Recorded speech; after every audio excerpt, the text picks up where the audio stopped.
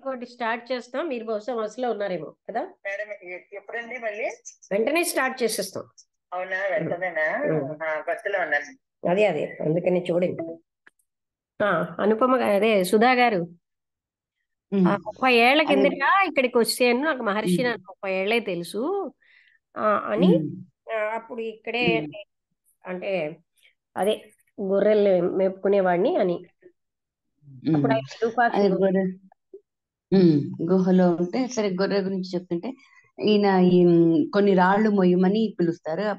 పిలిచి తర్వాత రాళ్ళు మోయటంలో హెల్ప్ చేయమంటారు.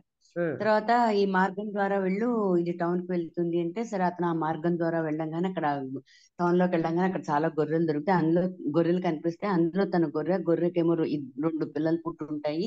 అవి దొరుకుతాయి. దొరకగానే ఆయన మాటలకు ఎంత శక్తి ఉందో చూడండి. నాలాంటి వాడిని కూడా మంచిగా మర్చిపోకుండా నా కొడుకుని కూడా గుర్తు పెట్టుకున్నాడు. ఏమి భగవంతుడి అని అనుకున్నాడు ఆయన. తర్వాత కోహిన్ అనే అతను అడిగాడు, మెడిటేషన్ అనేది జాగృత అవస్థలో ఉంటుంది, స్వప్నంలో ఎందుకు లేదు, అది సాధ్యమా అని. దాన్ని స్వప్నంలోనే అడగండి అని. మీరు చెప్పబడింది ఇప్పుడు మెడిటేషన్ మీరు ఎవరితో మెడిటేట్ చేయండి, మీరు ఎవరో తెలుసుకోండి. మీరు ఇప్పుడు చెప్పినంత మీరు మెడిటేట్ చేసి మీరు ఎవరో తెలుసుకోండి. మీరు జాగ్రత్త అవస్థలో ఎవరికి ఉంది అనేది క్లియర్ గా మీరు తెలిస్తే కళ అనేది కూడా తెలుస్తుంది. జాగ్రత్త అవస్థలో సుషుప్తి అవస్థలో కూడా తెలుసుకోగలుగుతారు. అవస్థలన్నిటినీ మీరు చూడగలుగుతారు. అంటే జాగ్రత్త సుషుప్తి అన్ని కూడా మీ ముందు నుంచి వెళ్తున్నట్టు మీరు తెలుస్తుంది అవి అవస్థలు చూడగలుగుతారు. మెడిటేషన్ అవ్వండి, అప్పుడు మీ ప్రశ్నకి మీకే తెలుస్తుంది దాని గురించి. ఇప్పుడు మీరు మెడిటేషన్ లో లేరు కనుక మీకు ఈ ప్రశ్నలన్నీ వస్తున్నాయి. మీరు అంటే ఈ 3 అవస్థలకి మీ పాస్ ఆన్ అవుతున్నట్టు తెలుస్తుంది అన్నారు. అంటే ఏంటి, మీరు వాటికి అతీతంగా ఉన్నారనమాట అని, అవన్నీ మీకు తెలుస్తాయి. అంటే మెడిటేషన్ అంటే ఏంటి, సెల్ఫ్ లో ఉండడం. అదే ఆత్మతత్వం కూడా. అప్పుడు అంటే మీకు అన్ని తెలుస్తాయి అని చెప్పారనమాట. అంటే అప్పుడు ఈ అవస్థలు అవన్నీ అప్పుడు ఈ ప్రశ్నలన్నీ ఉదయిస్తాయా చూడండి అన్నారు. అంటే ఇప్పుడు ఇంకే ప్రశ్న లేదు కదా, ఆత్మతత్వంలో ఉండడమే కదా. నారాయణ గారు అర్థమైందా? మీరు చెప్తారా, మీకు అర్థమైంది? అర్థమైందమ్మా. వాళ్ళు లేట్గా మొదలెట్టాం, కొంచెమే చదివాము. అదే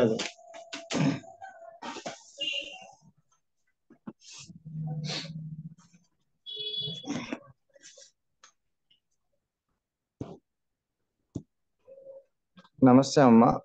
నమస్కారం, చెప్పండి. ఇప్పుడు సుధా అంటే ముందు నేను చాలా లేట్గా వచ్చాను. బాగానే ఆవిడ మీరు చెప్పిందని బాగానే చెప్పారు సుధా గారు. ఎందుకంటే ఈ ఆధునిక కాలంలో ఆత్మతత్వాన్ని అత్యంత సులభంగా చెప్పినటువంటి వాళ్ళు రమణ మహర్షి అంటే జిడ్డి కృష్ణమూర్తి గారు.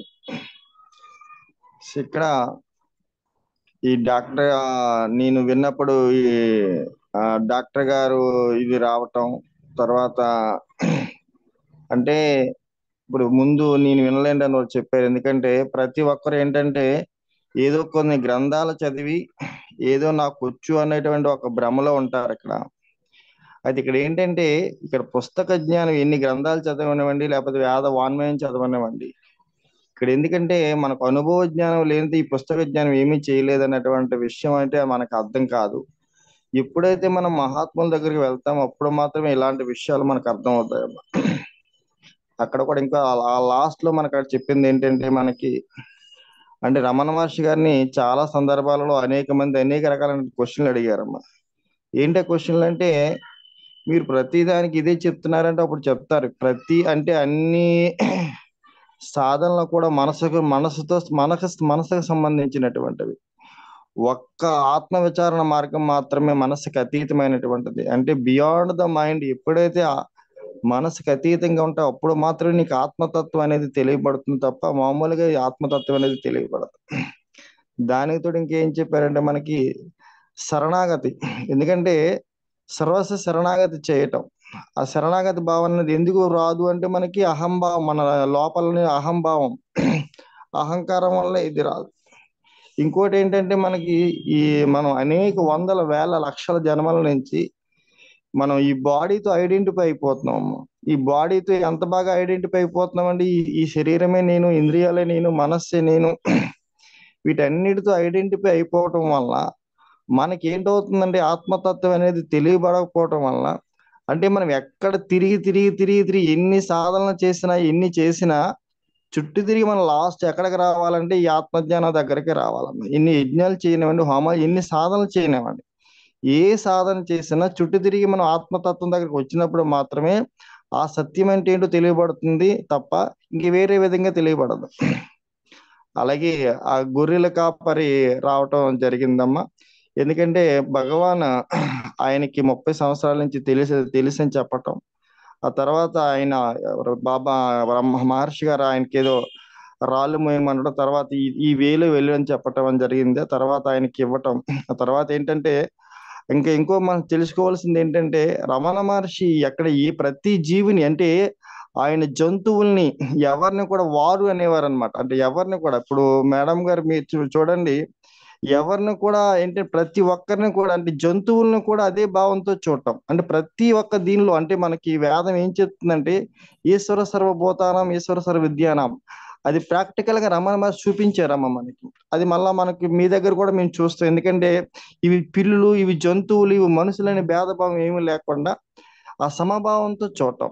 అలా ఏం చేశారు, ఆయన కూడా చక్కగా వెళ్ళమంటే ఆయన వెళ్ళిన తర్వాత ఆయన రమణ మహర్షిని నాకు ఇంత బాగా ఇది చేశారని చెప్పడం జరిగింది అనమాట. కాబట్టి మనం రమణ మహర్షి గురించి, అంటే ఈ సత్సంగం, ఎందుకంటే మన గత 4-5 months నుంచి నేను రావడం జరగలేదమ్మా. ఎందుకంటే లేకపోతే ఏంటవుతుందంటే ఏదో జీవితం యాంత్రికంగా వెళ్ళిపోతుంది.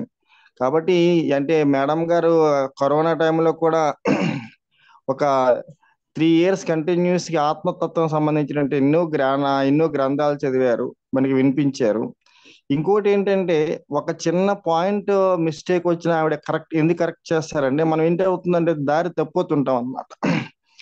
అలా ఏంటవుతుందంటే ఇంకొకటి ఏంటంటే మేడం గారు చెప్పినటువంటి వాయిస్ లో బియాండ్ ద మైండ్, ఎందుకంటే ఎప్పుడైతే మనకి ఆ మనసుకు అతీతంగా ఎప్పుడైతే ఆ ప్రవచనం చెప్పగలుగుతామో అప్పుడు ఎదుటి వ్యక్తిలో అది సూటిగా తగులుతుంది అనమాట.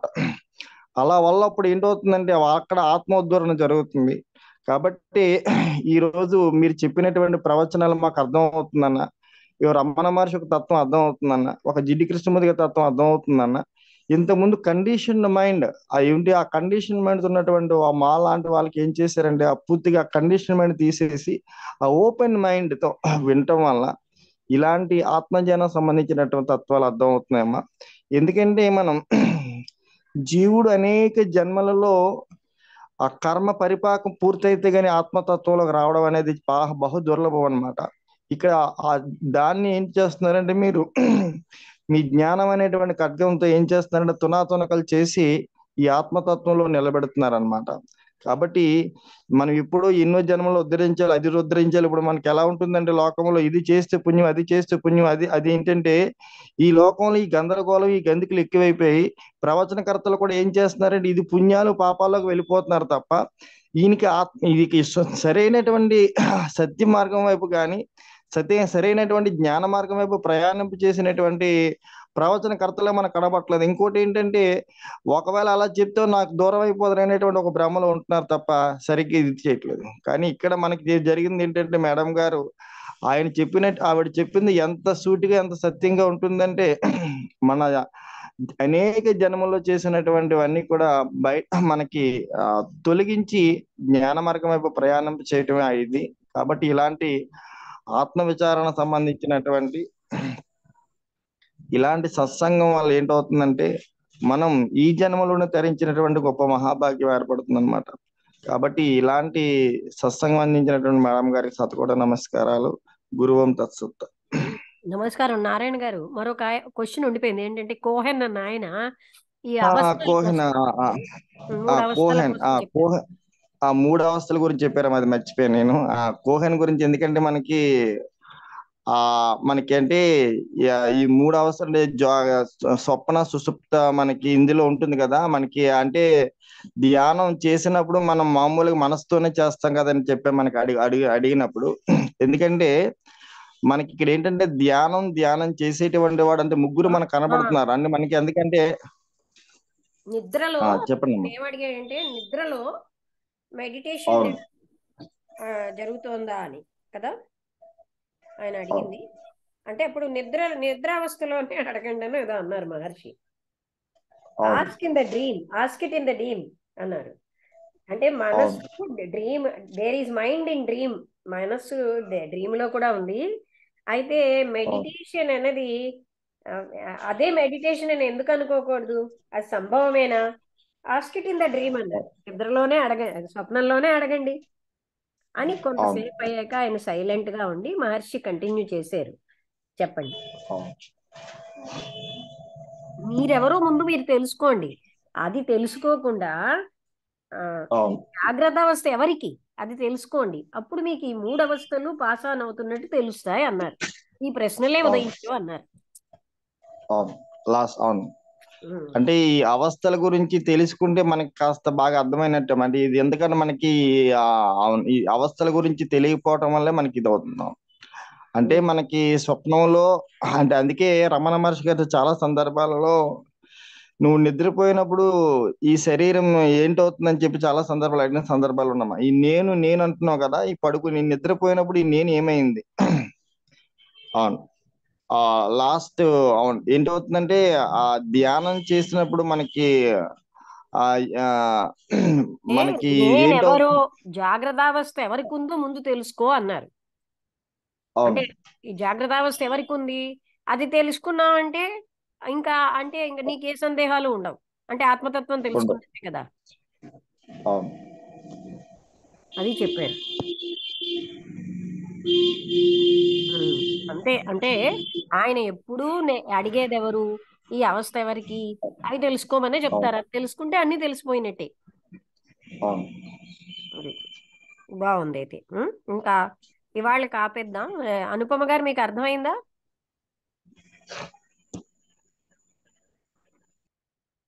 అనుపమ గారు ఉన్నారా? నేను అంటే ఈ బాడీ అనుకుంటున్నాము, ఈ బాడీ కాదు. అదే దాన్ని మనస్సుతో లోపల అంతర్గతంగా మనం ఇచ్చేసుకుంటేనే ఈ శరీరం నేను బాడీ అన్న విషయాన్ని వదిలిపెట్టేయాలి. అది తర్వాత అదే గొర్రెలుగా అతను ఒక అతనేమో ఈ శరీరము నేను అనుకోవద్దు, మనస్సు నేను అనుకోవద్దు. ఎందుకంటే తిట్టేమనుకోండి వాళ్ళు కోపం వస్తుంది. అంటే మనస్సు నేను అనుకోవడం బట్టే కదా. అవును, సరే. అదే ఒక అతను ఎవరో గొర్రె పోయింది అనుకున్నాడు. మా స్వామి దగ్గరికి వచ్చి కాస్త సంతోషంగా ఆయనకి రాళ్ళు మోయడంలో చేస్తే స్వామి చెబితే మళ్ళీ వెళ్ళి ఆ దారి అమ్మట తన గొర్రెలు కనిపించింది పిల్లలతో సహా. అలాగా అది బాగుందండి టాపిక్ అంతా. అనుపమ గారు విజయవాడ దీంట్లో కూడా అటెండ్ అవుతున్నారు. అంటే జూమ్ మీటింగ్ కూడా. సుధా గారు మీకు వీలైతే అటెండ్ అవ్వండి. 6 గంటల నుంచి 6:30 నుంచి సాటర్డే 8:30 వరకు ఉంటుంది. మీ ఇష్టం ఎంతసేపు ఉన్నా సరే. వాళ్ళు కూడా బాగానే చెప్తున్నారు. కృష్ణమూర్తి తత్వమే డిస్కస్ చేస్తాం. బాగుంటున్నాయండి టాపిక్స్, బాగుంటుంది ఇప్పుడు డిస్కషన్స్. అప్పుడప్పుడు కొంచెం ఇదిగా ఉన్నా కూడా రెగ్యులర్ గా చాలా బాగా చేస్తున్నారు. రామ్ బుద్ధ గారు వీళ్ళందరూ బాగా మాట్లాడుతున్నారు. చివర్లో అడ్వాన్స్డ్ గా ఉన్న వాళ్ళే. అయితే ఇంతకీ రేపు 11 గంటలకి నా లెక్చర్ ఉంది. అది మళ్ళీ నాకే ఇచ్చారు అనమాట. వీలైతే అటెండ్ అవ్వండి అందరూ. దీంట్లోనా మన దివ్య జ్ఞాన సమాజంలోనా? దివ్య జ్ఞానం అంటే థియోసాఫికల్. అలాగే అంటే ఫెడరేషన్ సభది. అవును అవును, ఓకే. ఇదే లింక్. నేను అప్పుడప్పుడు వస్తున్నాను ఆ మీటింగ్, రెగ్యులర్ గా కాకపోయినా మధ్య మధ్యలో అటెండ్ అవుతున్నా దానికి. అది సుధా గారు, నారాయణ గారు మీకు వీలైతే మీరు అటెండ్ అవ్వండి. వసంతలకి కూడా చెప్తాం. వసంత గారు ఏమిటో రెగ్యులర్ రావట్లేదు. ఓ రోజు వస్తున్నారు, 2 రోజులు రావట్లేదు. ఓకే. అయితే నేను మొన్న ముప్పవరం వెళ్ళి రాలేకపోయానండి. అవును అక్కడ సిగ్నల్స్ లేక అన్నయ్య వాళ్ళ ఇంటి